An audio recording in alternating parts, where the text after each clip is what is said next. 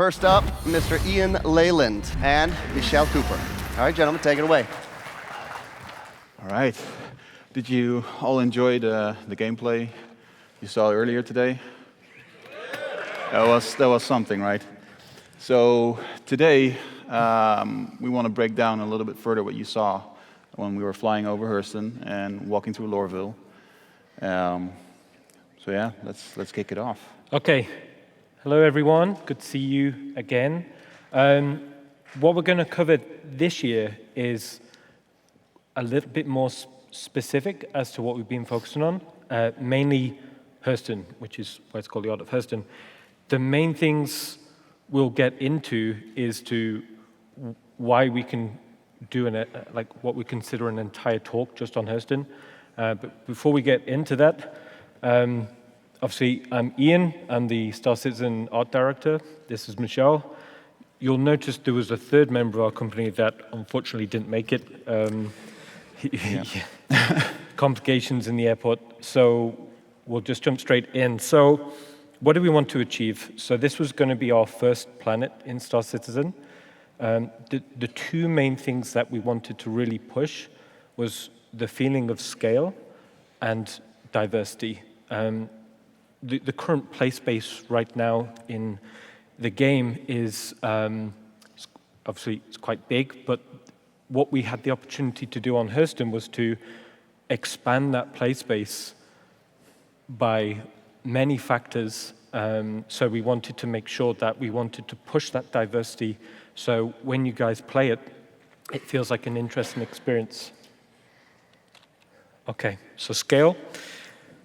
If our calculations are correct, in-game diameter of Daymar is 590 kilometers. Hurston is 232,370 kilometers, so it's quite a lot bigger. And imagine the variety that we currently have on Daymar, scale that up to, what is it? My math is really bad. To the new size of what Hurston is, and you easily, it's quite easy to see, like, okay, with that amount of space to cover, we need more variety because it's going to be not worth even having that much space if we don't break it up and add more exciting stuff for you guys to explore. Sure. So jumping straight in, we'll focus on Lorville first, and then we'll spread out to the rest of Hurston. So establishing the mood of a city. So usually what we do is when we have a location, it's usually got a pretty good breakdown from the lore team. And, you know, I'm sure you guys understand what Lorville is right now. So we wanted something that portrayed that feeling of heavy pollution. We wanted that mood and tone to feel consistent with the downtrodden population. So these are like early concept development sketches to just try and dial in the mood, the tone, quite high level. But even at this early stage, we knew we had a good palette to work from. Because it's going to be an industrial city, we thought that's going to be something that's quite interesting to tie into in the cityscape. And then also we started doing some visual development into trying to understand what like a day in the life of a miner around Lorville might feel like. So we did this exploration period for some time, and we all got internally quite excited about what we could do for Lorville. Okay, establishing the read of the city. So you'll notice, if you remember back to last year, Lorville got a little bit bigger than what we did. The feeling was to portray the scale of a city. We really needed to break down the core archetypes of a city. So what that means is you can start to establish the different regions. So if you look in, you know, so you've got the big guy there, but around him, you've got the CBD regions, and these are good because they'll give you that relative scale next to the big guy. And then that will go out across into the inner industrial areas and the outer industrial areas. So even in this very early, this was like literally a screenshot from my monitor as we were working out that proportion of the city. And if you do a side-by-side to what's in game to this, even on that very early stage, you start to get an idea of what that scale would be. And I think if we put it to the one that we had last year, not only did the Hurston Dynamics building grow significantly. I think the footprint that just around that building was basically all the space that we used last Sure. year. So we really pushed that boundary and made it grow way, way beyond that limit. Well, if you remember last year, you could actually fly over the city reasonably quickly, and it's like me flying over London in a few seconds. It just didn't work. So we really did spend some time on making sure we got that scale right before we took it any further in our pipeline. So once we got something that we were happy with there, then we start to dial in the concepts to try and go a bit deeper into the shape language. As I said before, we wanted to really push these bold vertical forms because it's not like a residential city or something. It's something that was built on industry. So I really like the idea that the skyline is almost dominated to something like that. So you can see how we're starting to develop ideas, and it honestly felt like we was developing like a real-time strategy game for the longest period, because we would see like these images on the board of these top-down three-quarter views, and we're like, hey, an RTS game would be kind of cool. So as we progressed forward, we started to really think about the DNA of the city, and we thought we quite like these large plated areas, but then we thought, wouldn't it be quite interesting if we have areas where you kind of take off some of those platings and you start to get a little glimpse to the underbelly of what's inside the lower sections of Lorville. So this kind of shows you like a part of the development process where we're breaking down the visual language of the location.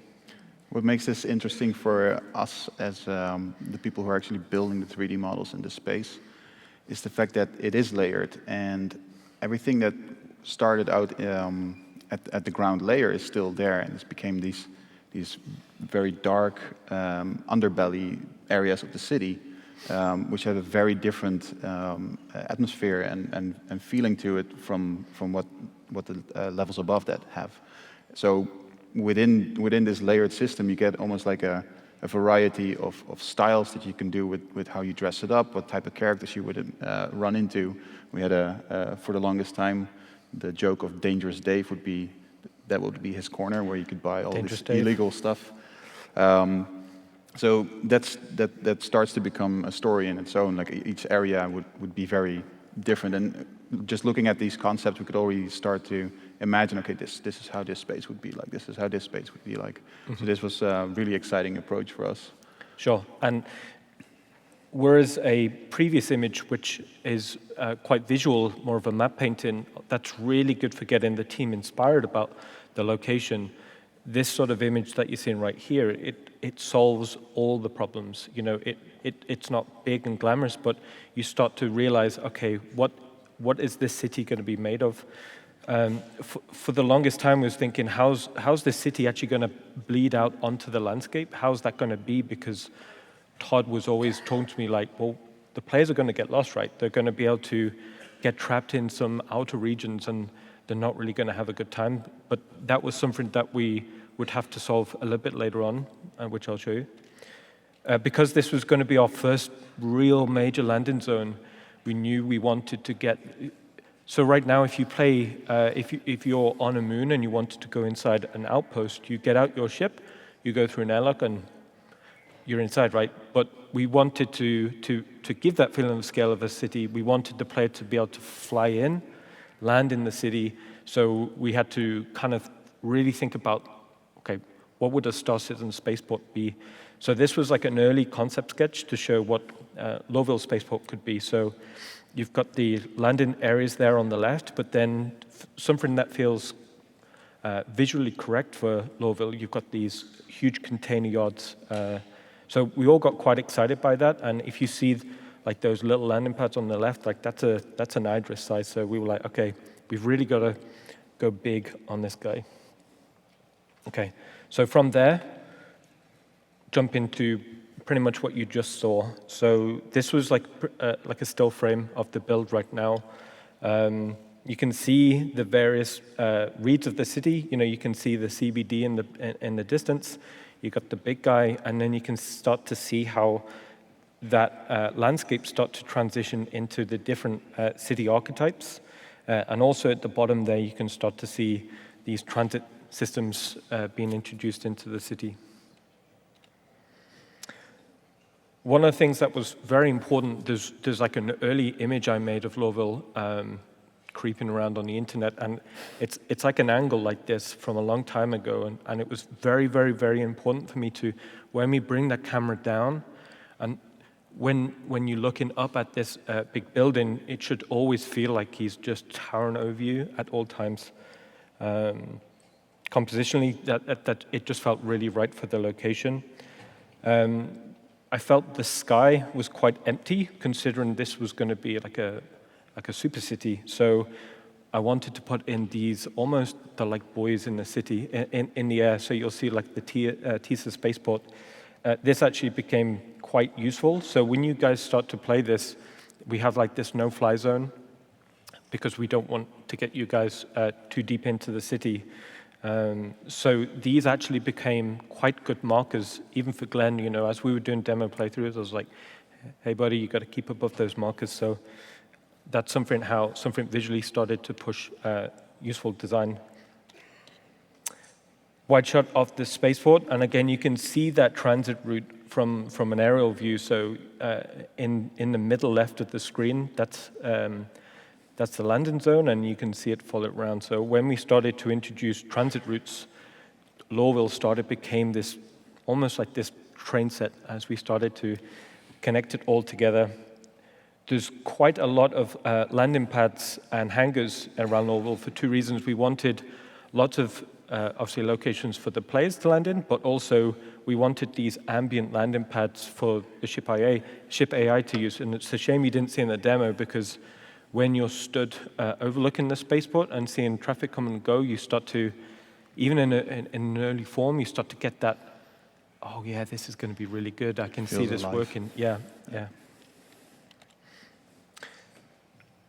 Because obviously the city of Lorville ends and it starts to go into the wilderness, you can see, because we spent a lot of time trying to figure out the visual design of the city, when you get like these wide shots, you can see how like these bold silhouette forms that we spent time developing starts becoming quite nice and readable.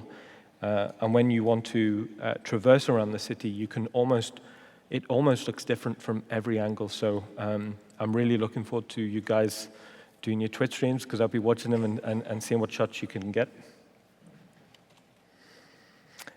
And then we deliberately pushed to have the biomes around Lorville. We tried to break them up, not to the point where it became like a theme park, but the outer region of Lorville is split up into 6 gates. And depending on which way you're coming in from, we wanted you to start to recognize I remember this is what gate 3 feels like, this is what gate 2 feels like. Very subtly, we're just doing composition tricks. So after you've been doing a few missions around Lorville, you'll start to get a read of the city. It's quite interesting because, you know, we can just literally grab the sun and move it around, and the city itself starts to have different moods and tones throughout the different times of day. And I think we all like it when it's sunset, because you start to see the city lights a little bit more vibrant. And this is kind of like a snapshot of where we are right now. We have a lot of tech planned for our cities in the future to do with placement and lighting to get that final cinematic frame. Okay. Let's break it down. Let's break it down. Apologies, we've got a lot of slides to get through. I think we had about 50 slides last year. We've got 180 to get through, so I'm going to go quick. We'll try and speed it up a little bit. As we was pushing towards the demo, we were saying we need way less slides, but there's so much complexity to what went into the demo you just saw, and I want to try and show you all the hard work we put in. So breaking down the landing zone. So we started right here, L19. We called it, it was the workers' district for the longest time, but we started calling it L19 because it felt right, and it felt like Lorville was split up into various different zones that you don't necessarily get to see right now. So this was a piece of concept which was distilled into. So we did visual development for the landing zone, but this was the one which pretty much ticked all the boxes. So from this one image, it hit every DNA point for what makes the Lorville land zone itself. So if I start to break it down, right at the top there, you've got these large plates and overhangs. So when you look out, you feel like you're in a basin. You've got these large vertical flat faces, which is quite interesting because the sunlight barely ever reaches where you go. And it feels right because, you know, when you see like these AI walking around downtrodden, they're literally getting starved to sunlight. And then about halfway down the frame, you'll see these guardrails, these platforms. So we split it up so that almost at all times, you're being overlooked. There's an opportunity for these guard AIs to overlook the population, and the system designers at work started to get quite excited about those possibilities. So we started to put in doors, and then if they see trouble, they'll be able to come down and sort it out. And then when we get down to the workers level, it's kind of, as we've seen, we can see lots of cameras, lots of listening devices, and then throughout Lorville, you'll get like deeper areas where you can actually look down and see these layers going down. Right. Okay, because this was going to be quite a sprawling landing zone, we kind of realized early on we was going to need good People navigation. People were getting lost. Sure. So we wanted to combine big, bold graphic panels with good kind of city navigation. So you'll see these guys throughout the landing zone, and we also repurposed them later on to do some nice propaganda messaging. I don't know if you saw any of them in the demo, but the Lore team came up with some quite good messaging, and you'll have a good time reading those. My favorite prop. Yeah, as we was, there's a good story behind this. As we was doing the kind of like the dressing part of the landing zone, I thought it'd be really interesting to have like these vending machines. So when you're there, I wanted the first thing to see is like someone's wearing like a single-use mask or something, you know, to really try and give that feeling like I'm definitely not in Area 18 anymore. There's weather warnings here, so this in combination with, you know, some of the headwear you saw in the demo feels quite cool. Okay, so this is a example of what we do is once we've started white box and we're happy and we started gray box in, we start to do like these very early in-engine look development. So here we're basically trying to dial in the composition. So you'll see these larger oppressive shapes starting to be established, and then also straight up, I wanted the main security tower. So what we did was, wherever you go within L19, you can always see the security tower, and it's basically it works thematically, but it also aids navigation because no matter where you are, you can always check back, and you're like, okay, I know if I get on the other side of there, that's where I'll be. Also, it helps on dialing in like the light in the atmosphere, VFX. This was the toned down version. The one I showed to Chris first it was like a nuclear winter, and he's like, that's just a little too much. And some final shots of the different areas around Lorville. This being Leavesden Square, being a more like final version of the white boxed version that you guys just saw in the video. So final lighting came in, final dressing came in, particle effects and AI all doing their thing. From a different angle. You can see that we pretty much stuck with the same architecture, but everything is way more defined, so the final models came in. But it's still very close to that initial feeling that we prototyped. The other side? Sure. People off stage are giving me the motion, so yeah. I'm like, oh, cool. We've got 100 slides to go, so we'll speed up. Again, these are just in-engine shots, so you can start to see this is the Leavesden Square. You can start to see those deeper areas inside the city. We thought it'd be really cool to have like these vista points where you can start to see the city being alive around you. Moving on to Leavesden Station. So the whole motif of this scene was to give that read of a train arrives. You get these workers coming off the train. They've been in the mine all day, and they can go up the stairs. They can either buy some gear, they can get some cheap food, or they can just go and hit the bar. So the whole reason for this area was to sell that narrative. And when you see the trains coming and go, it feels quite cool. And then you've got these underbelly sections. So you'll have like these outer areas, and then to get in to link them together, you have to go back under the city. So we changed the composition, we changed the lighting, and then we start to see a bit more of these adverts come through, and then you got Baghead there. Okay, so real quick on the shops. We knew we wanted various shops within the city. We thought it'd be interesting if they almost rent the same unit and they theme and brand themselves. So apologies if I'm blasting through these slides, because we'll get through them. So we've got Tammany and Sons. This was the inside of administration that we didn't get to see in the demo. We did see this guy. This is reclamation disposal, and obviously you saw Don Ely's exterior. So we didn't want it to feel like Disneyland, where we wanted at least like the facade and the area around that facade to feel cohesive. So in the future, this could, I could see lots of activity in here in the future.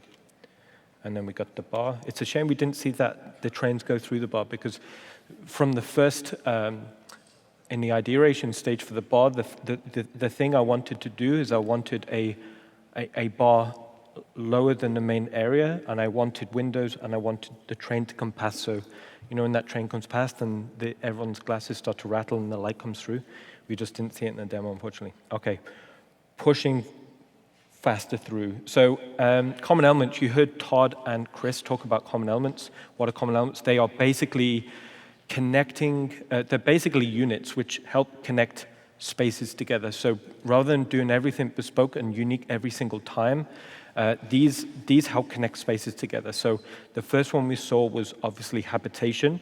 Again, we did some visual design, but we thought it'd be quite interesting to take some of these industrial structures that you see in the city, like this straddle frame, and what would happen if they repurpose those to be actual housing units. So we thought, hey, we're going to be high up. Wouldn't it be great to have some big windows so we can see out over the city? So these are like communal areas, and then each hab kind of goes off from that.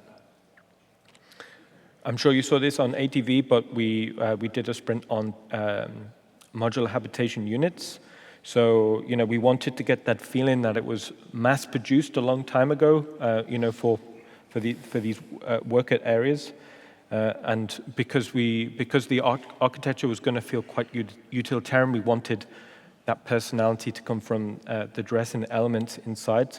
So what we did was we broke down each module, and we did visual designs for each module, and we did variants. So we did like various kitchens, various bed units, things like that. And then we all got quite excited. Like I wanted to see that personality, so we did quite a few sheets of like ideas for dressing, some concepts, and it would be kind of cool to see you guys place these in your units in the future.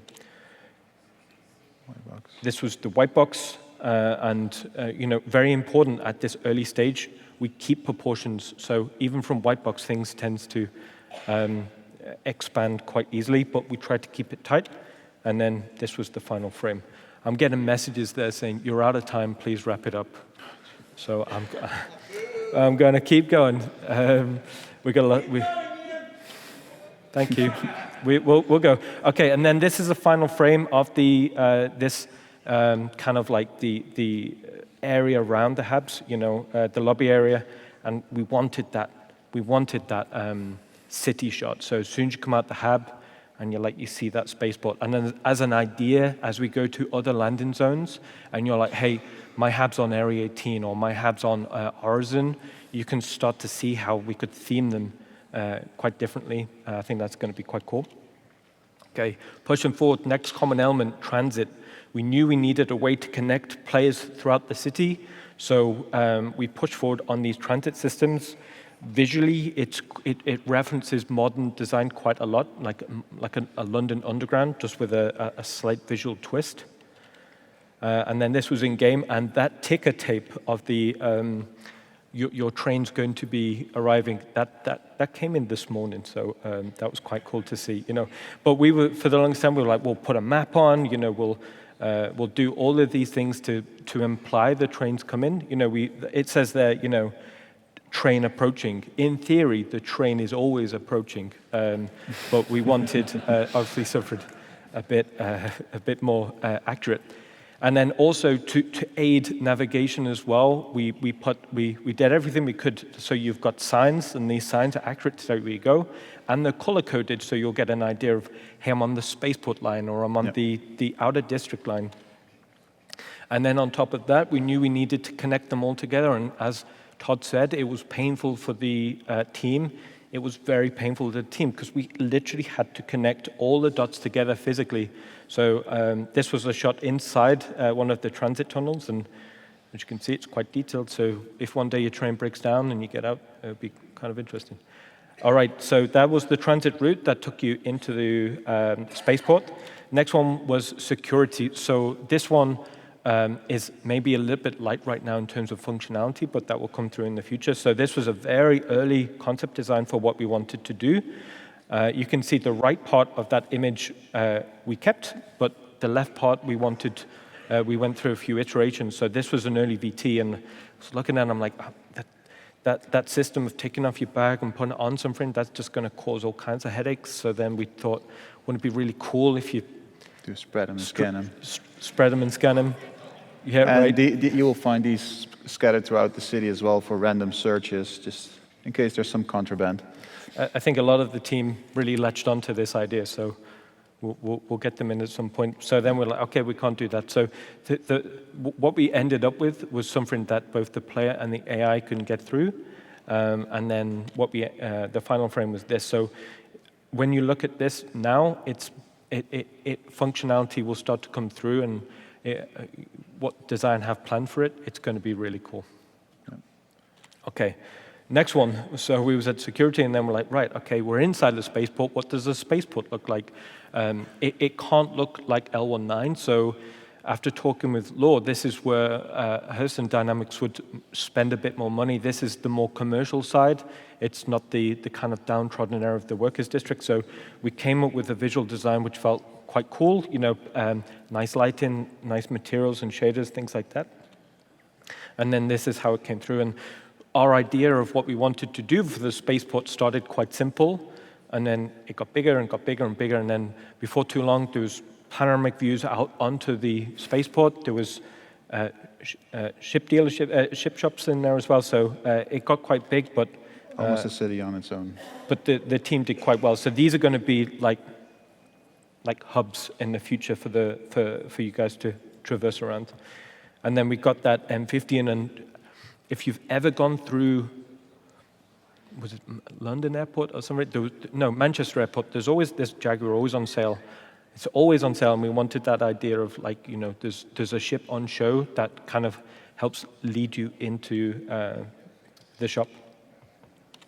Okay, spaceport done, and then we were like, right, onto hangars. So hangars is something that we've wanted to dig into for quite a long time. And now we finally got the opportunity to start looking into this. So this is our first set of utilitarian hangars. So we broke down the modularity, and for the word go, I didn't want a box. I didn't want, we knew they were going to be big.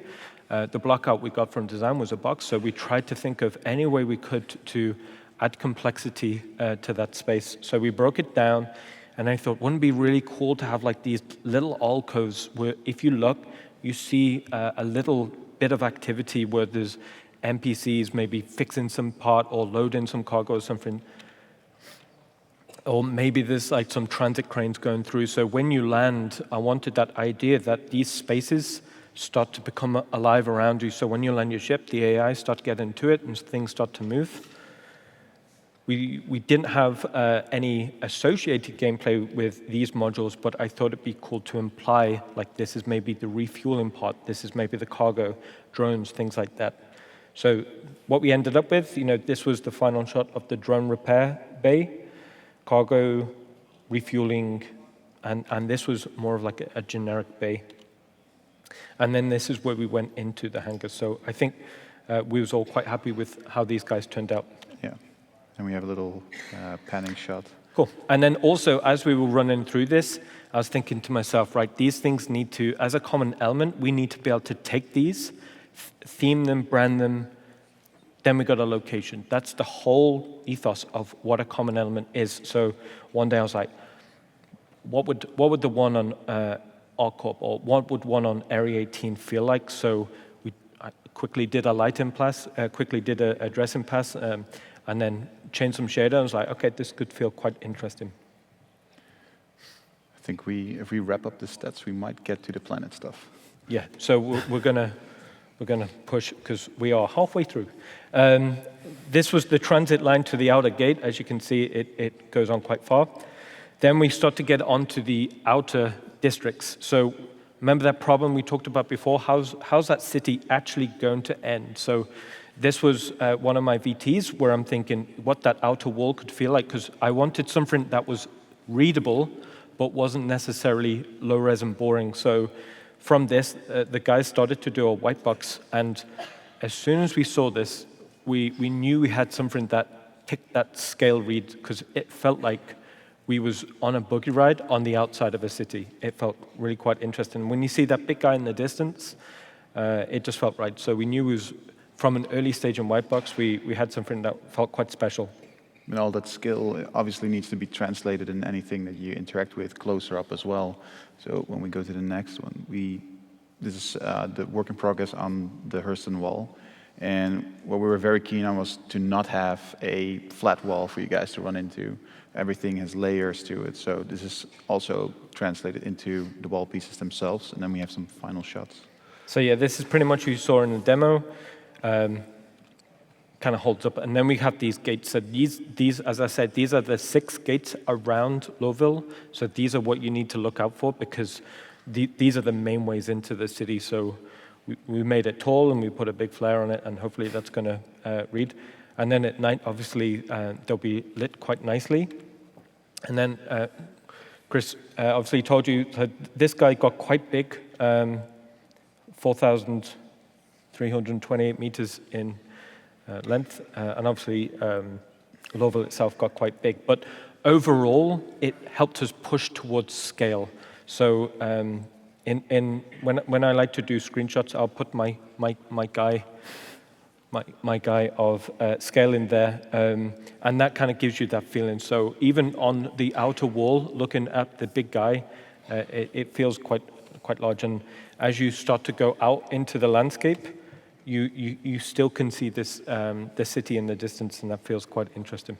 Okay, so that wraps up the Lorville part, and now we can start to move on to the Hurston part of the presentation. The planet itself. Obviously, like we said at the start, so far we've been doing moons, and moving on to a full planet with biome diversity, a lot more square kilometers to it. We really were reevaluating how our tech worked, because what we've done up till now, it held up, but once you start introducing more complex systems, it became quite clear to us that we needed more and needed to go back to the drawing board. So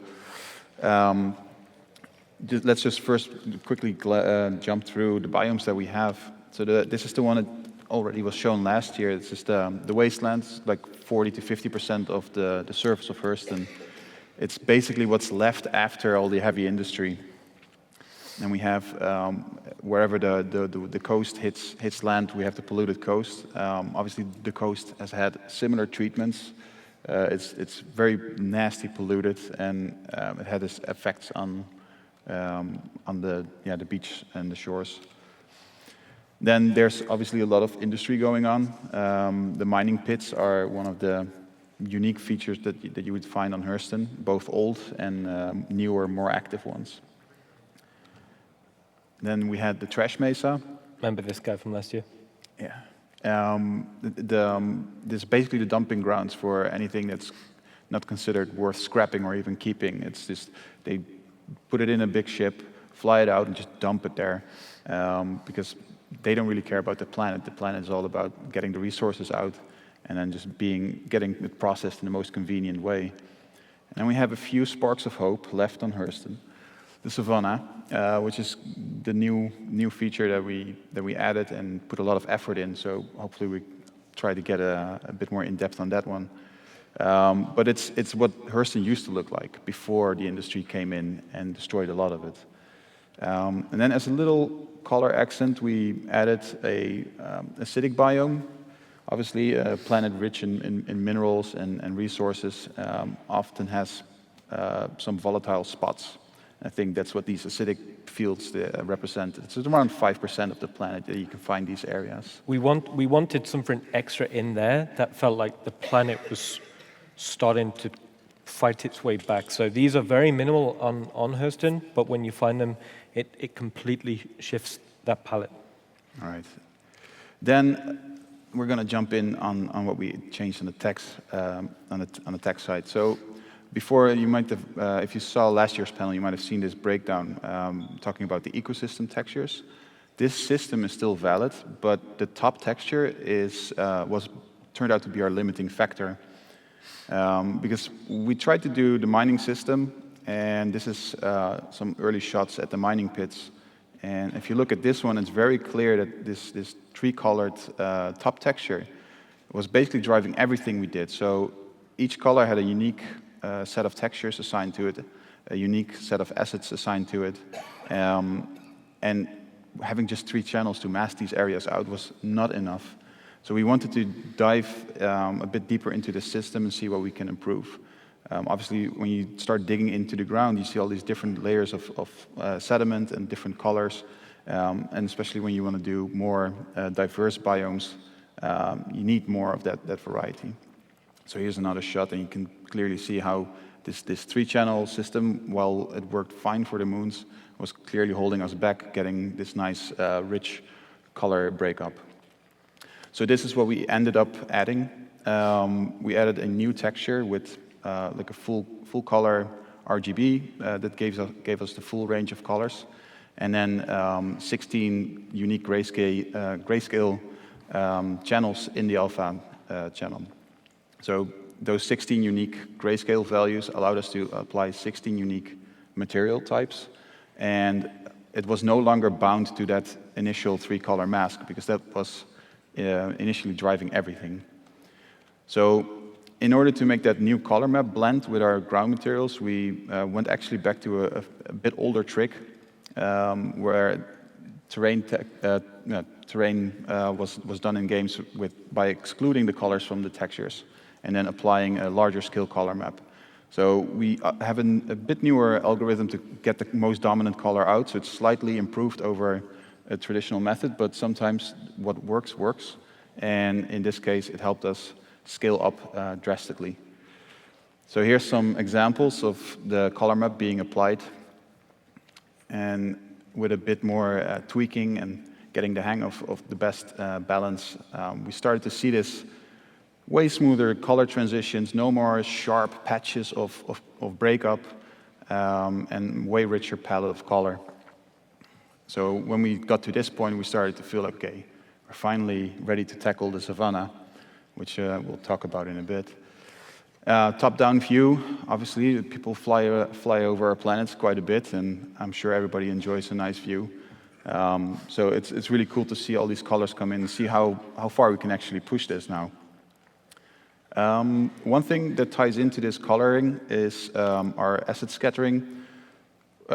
We talked about this last year, where we had different color variations for each type of rock, and that was tied to where it was scattered. Now that we have a way more fluid transition of different colors, it was really hard to get that color to match up. So we improved our asset integration by allowing it to pick up this color from the ground and actually allow us to say, okay, we'll pick up a little bit from the color or take all of the color and get a complete match. So we get a way nicer integration of our assets in the terrain. Another thing that we unfortunately lost initially was the soft blending, because we had 16 unique layers, but blending 16 unique layers in the traditional way was way too expensive. So what we figured out was we could use dithering to actually get the illusion of soft blending. So there's a dither pattern that's basically hard cutting between A and B, And because it's such a fine-grained dither pattern, you actually don't see that it's doing that. So it smooths out the terrain and the blending while making it still affordable. And then here's a quick look around the mining pit. That's a view, right?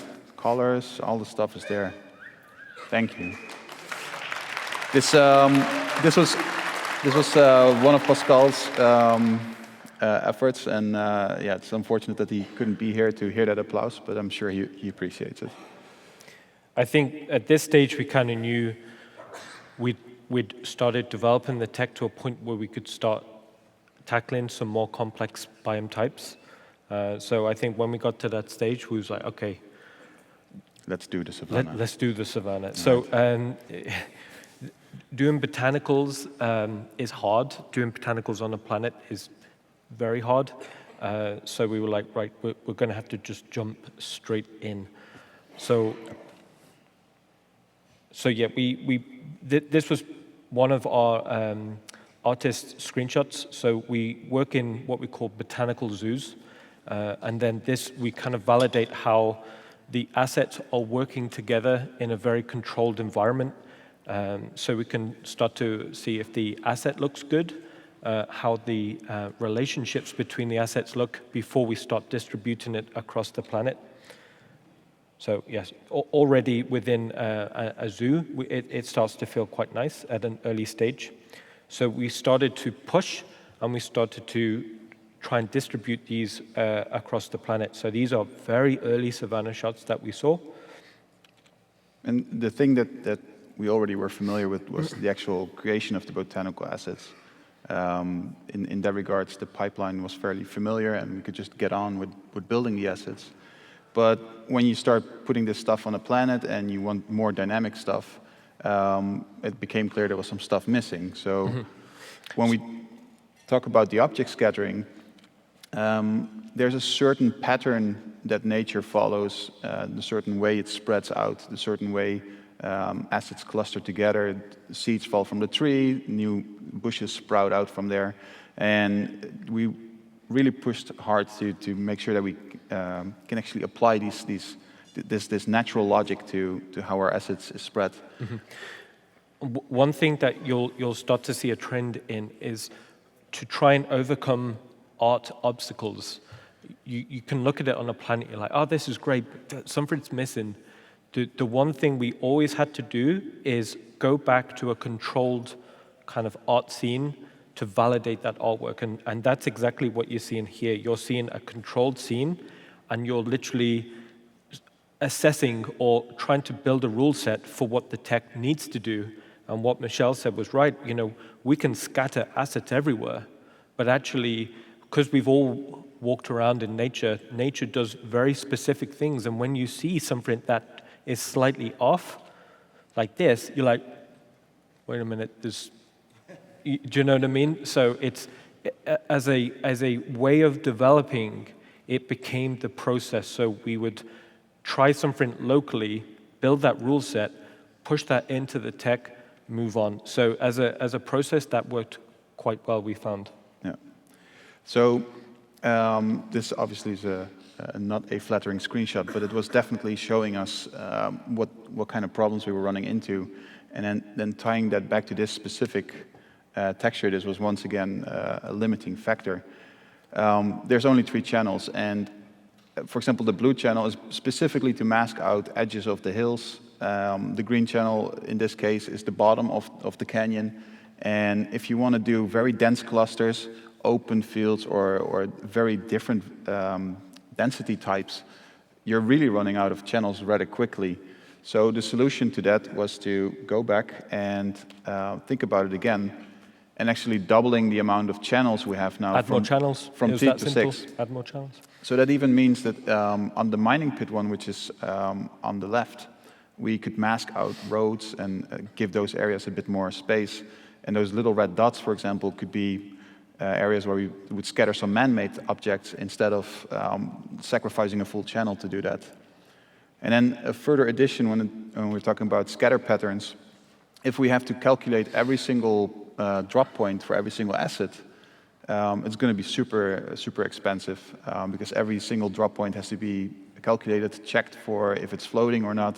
And if you want to increase the density, not only are we limited to a certain grid size, we're also limited to how much stuff we can actually calculate.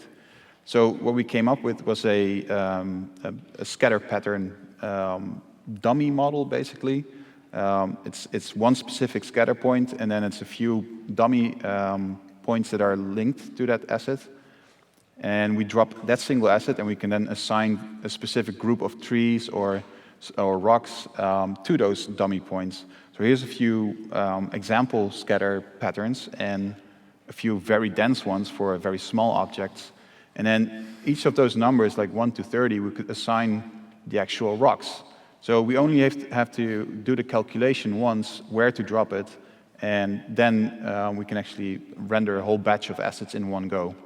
So here's how that would look like, and you already start to feel like, okay, this is a way more natural fall off of like the bigger rocks, and you have smaller rocks, and you have some vegetation that starts to creep up underneath. And the cool thing is that these patterns are blanco. So we make a library of those patterns, and then we can reuse them and apply different sets of assets. So with a different set of assets applied. And then when we talk about the coloring and the scatter patterns, the way we added all the materials, you start to see something that it feels way more natural than what you would see on Daymar, Delamar, Yela, even though we're really, really happy with how those came out. I think, but all the stuff we added in the meantime, we got to push it way further.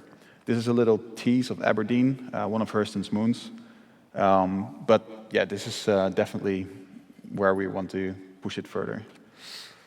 Okay, so we introduced that part of it, and we started getting better results. But again, it was like, okay, something's still missing. So again, we take the assets and we validate it in a controlled scene. And the main thing we try to focus on here is lighting and how light scatters through that object. Because when you start to see like a bunch of trees together, the way it actually occludes light is quite interesting, and trying to simulate that on a planet scale was quite hard, and it's something that we're not there yet. Canopy shading is something that we really do want to push, and when Chris was talking about we want to do like really dense jungles and quite thick areas of botanicals, it's something that we need to continue to push the tech to get to. But what you're kind of seeing here is the shader set up on the leaves and how much light to get through, how much is too much, how much isn't enough, how that works with our billboards as well, because the team had quite a long time, or quite a hard job trying to get the LODs of the assets working, because when you look at a tree in the distance, obviously the light is scattered naturally, and trying to recreate that on a flat billboard was quite challenging. Yeah. And then another thing that would be a missing component is movement. Let me just skip through the video. Obviously, we've seen trees move back and forth before. This is not a new thing, but one of the things that is important to realize is that this is based on a calculation of like X and Y, and we push into X and Y directions. The issue actually kicks in when you realize that's all based on a flat plane terrain. We're doing everything spherical, so we had to go back and just change the math to actually make sure that X and Y are at least relative to where you are on the planet. So we started to get this is a first pass, and then after a little bit of tweaking and iterating, we started to get some results that we're getting really happy with.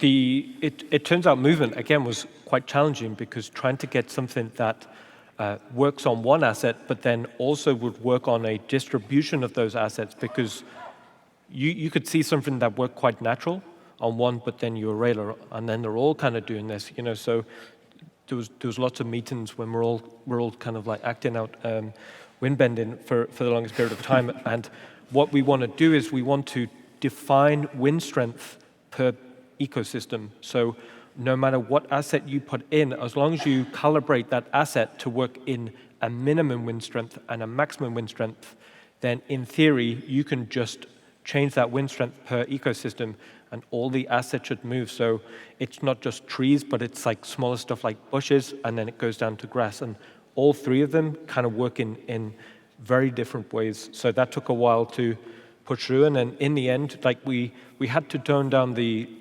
wind strength quite a lot for the demo because the smoke reacts to it. And for one time we had where the relay was, it was really blowing a storm quite like that.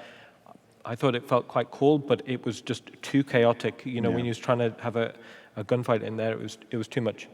And when you look at the future of the system, obviously right now we determine it by ecosystem, but this would tie in or be driven by a more global influenced weather system.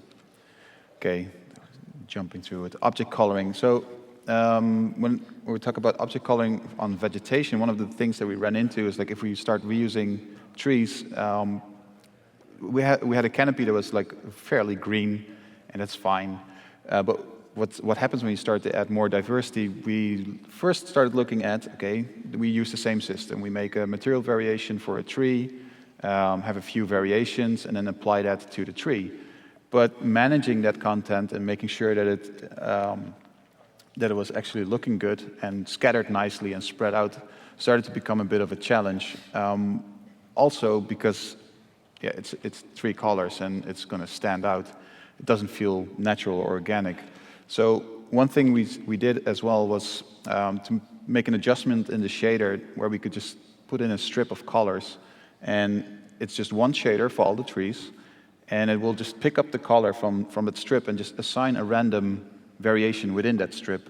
So here's a very subtle one, but if we introduce a few more colors, you can see how this starts to become a more natural thing. And the cool thing is we only need to manage one shader. We apply it to everything, and it will work. And just to illustrate or emphasize what is going on behind the scenes, this one is just Rainbow Planet. Rainbow Planet, yeah. So this very clearly illustrates, like you put a rainbow strip in there, and it will just pick up the colors and randomly distributes them. And here on the grass, but obviously it works a bit better with a bit more subtle approach. We're getting closer, but there's still more work to be done. So this was a feedback sheet I gave. Like the bottom image is where we was at currently, and then the top image is a painter I gave to try and push the team to establish the correct palette. Because what happens is you can work on all the assets, everything that Michel's saying is all credible, but when you distribute it, put it in the scene, you're like, it's still not gelling together. So what we had to do was we had to suck out some of the greens and start to unify that palette together to something that felt a bit more consistent. And after that feedback, these are the shots that we were starting to get, and I think was all internally going, yeah, this feels really good. One of the things we wanted to do as well is we'll have these regions where we can set up these regions where it's literally the pure green botanicals. It's literally no pollution's got to them. So it'd be cool, people finding those. And they were like, right, okay, we're so close, but there's something. Then the more we kind of looked at it, we're so used to seeing our atmosphere in a very particular way, the way the light scatters through the atmosphere, the way we see sunsets as red and blue skies in the daytime. And for the longest time, we had the atmosphere set up on the right. So then I was looking at it, like, something's just not right. It's just not where we want it to be. So then we calibrated Hurston to look like Earth. And then instantly we were like, this starts to feel really good. So what we did was we tuned it to somewhere in the middle, so it still had an element that felt thematically correct for Hurston, but it still had that believable and cinematic quality to it. So after all of that lumped all together, this is where we finally ended up with. And I think everyone was very happy. I was just going to jump through the final shots here. we was going to say we'll just have one planet shot of the savannah. We chose 9, so we're just going to cycle through 9. But you can see how every single point we covered was pushing towards making these final screenshots where we wanted it to be. And obviously, we had some final shots for the other ecosystems as well, just tying back to where we started. So the Hurston wasteland used to be savanna, but hey, pollution and such. Huh? The coast. The mining. Interesting enough, you heard Chris mention when we was flying over that, was that a road? It's not a road tool per se, but we have the complexity now within our textures to define a road leading through. And one thing I recommend you all to do is grab a buggy and then just follow one of those dirt paths along, because you can literally just follow along, put some headphones on, and it's really good. And I think we're all at that point now where we see less visual errors, and we're at these points where like, this is starting to feel quite good. Yeah. Final shots of the trash mesa and the acidic. Mm-hmm. So for those of you who follow along regularly with ATV, you might know that Ariel, one of the other moons of Hurston, is a very acidic moon. So you'll be seeing way more of this on Ariel. Mm-hmm. Okay. So to close, we got through all 180 slides. What do we want to achieve? We wanted to achieve the first planet in Star Citizen, pushing the feeling of scale and the feeling of diversity, and that was the same for Lorville as well. I think we all pushed quite hard, and we're all quite happy with where we ended up with. It's worth also noting it's a huge team effort. So this is the Star Citizen environment and lighting team. We are relatively small in number, but then you've also got the other disciplines as well. So I think it's worth noting it was a huge collaboration by everyone. And also, we are hiring. So if any of the stuff that we talked about excites you, and if you're into 3D art, texturing, environment stuff, we are looking. If you want us to help us build the stars, yeah. I mean, that's true, because we have people in our studio right now who joined us from the community or went to school because of Star Citizen, and that's great. So, we are hiring. So if you're passionate like we are, we want to speak to you in the future. And that wraps up the presentation just on the hour mark. So thank you very much. Thank you.